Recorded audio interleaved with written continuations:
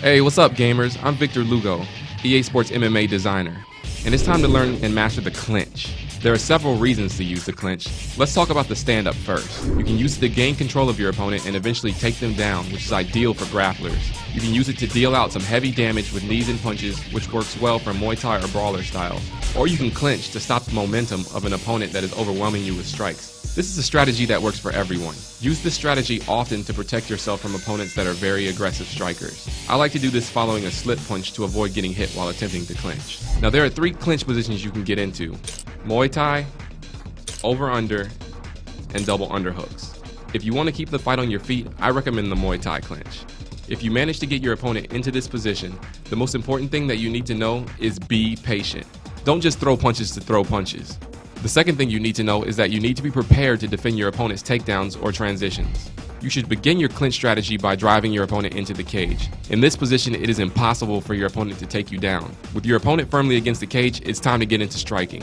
Your opponent does not have to worry about parrying your knees, so you need to focus on throwing punches and elbows to the head while mixing the occasional knees to the head and body. Knees to the head will cause massive damage, and knees to the body will drain your opponent's stamina. Be sure to mix up your strikes and avoid throwing several knees in rapid succession, or you could find yourself out of stamina and you could lose your dominant position. If you find yourself getting low on stamina, you need to stop striking and either defend and recover stamina or exit the clinch. Don't attempt to take down if your stamina is low unless you are in the last few seconds of a round. If you want to take your opponent to the ground or pin them against the cage, then the double under is the way to go. Like the Muay Thai clinch, you should eliminate the possibility of getting taken down by pushing your opponent against the cage. From this position, you should punish your opponent's body with punches and knees, making sure to rest when your stamina gets low. At this point, you have the option to either frustrate your opponent by continuing to pin them against the cage, or you can take them to the ground. You may find yourself in the over-under position. You can't do a lot of damage from this position, so the only reason to strike is to mask the vibration that happens when you go for a takedown or transition. That being said, mix up your strikes and try to get to a more advantageous position. If your opponent clinches you, your first priority is to block their strikes. The punches won't do much damage, but be sure to avoid the knees. The next priority in the clinch is to attack your opponent.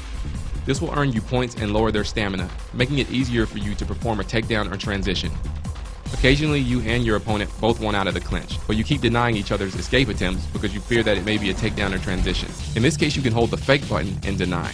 You will deny all takedowns and transitions, but you will not deny escapes. Practice these clinch moves and strategies, and you will be a master of clinching in no time.